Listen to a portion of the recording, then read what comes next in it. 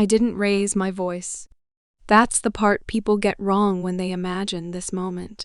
The kitchen smelled like burnt toast and old resentment. My father's knuckles were white on the table. My mother wouldn't look at me when he said it. Get out.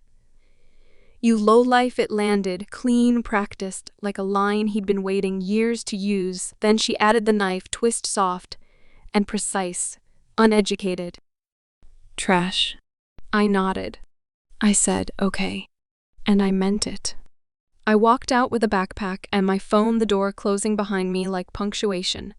No arguing, no pleading, no reveal. I let them keep their version of me, small, useless, disposable. I didn't correct them. Corrections are for people you want to convince. I was already done. That night I didn't sleep. I replayed every moment that led there, every small insult I'd swallowed. Because I thought family was a debt you paid no matter the interest. I remembered being 17, sitting at that same table, excited about a business idea, watching my father laugh and call it fantasy. Remembered my mother telling relatives I was between things, like I was a pause instead of a person. I built my life quietly after that, offshore clients' licensing deals. Equity instead of salary. I learned to listen more than I spoke to, let people underestimate me. Because it made them careless, I dropped out on paper and educated myself where it mattered. Contracts, leverage, timing. By the time I crossed 8 figures, my parents still thought I was drifting. The betrayal wasn't just the words, it was the assumption behind them that I was nothing, unless they approved that they could erase me with a sentence. The signs were always there, the way they praised cousins who followed safe paths, the way my successes were ignored. Because they didn't fit the story they'd written. The final confirmation came weeks earlier, when I overheard my mother on the phone, whispering that I'd never amount to anything, that I was a problem that would solve itself. I didn't confront them. Then I cataloged it. Pain can be a teacher if you don't let it shout.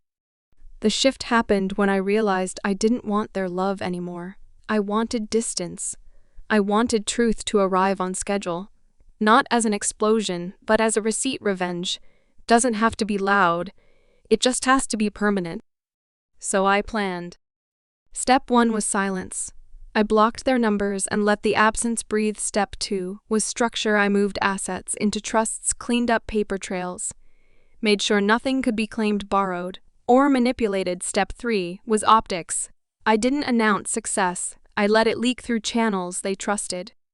Relatives, old neighbors, the kind of gossip that crawls. The next day, I boarded a flight. South Florida greeted me with salt air and sunlight that felt earned. The beach house wasn't new. It had been waiting, floor to ceiling glass, quiet mornings, a dock where the water pretends to forgive everything. I stood barefoot on the balcony and felt something settle inside me, not triumph, alignment.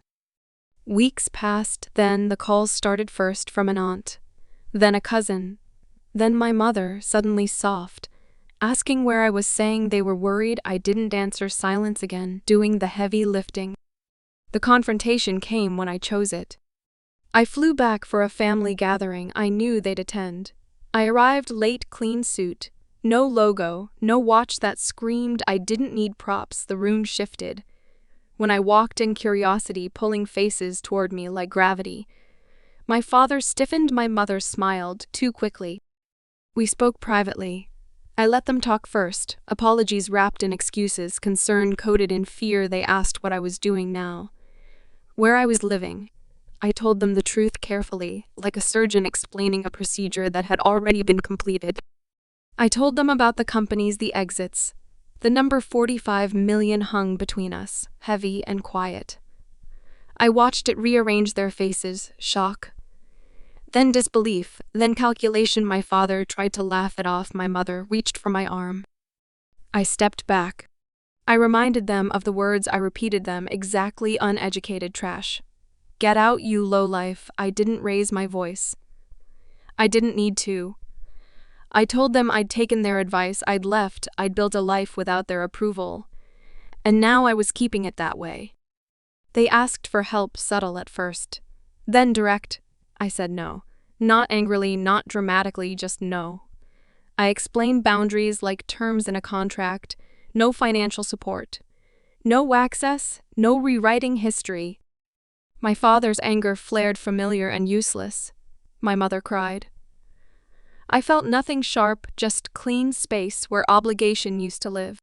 I left them standing there, surrounded by people who suddenly understood what they'd done. Reputation is a fragile thing when truth finally finds a microphone. Back in Florida, the ocean was patient. I poured a drink and watched the horizon refuse to care revenge. Isn't the moment you reveal the secret, it's the moment you realize you don't need the audience anymore.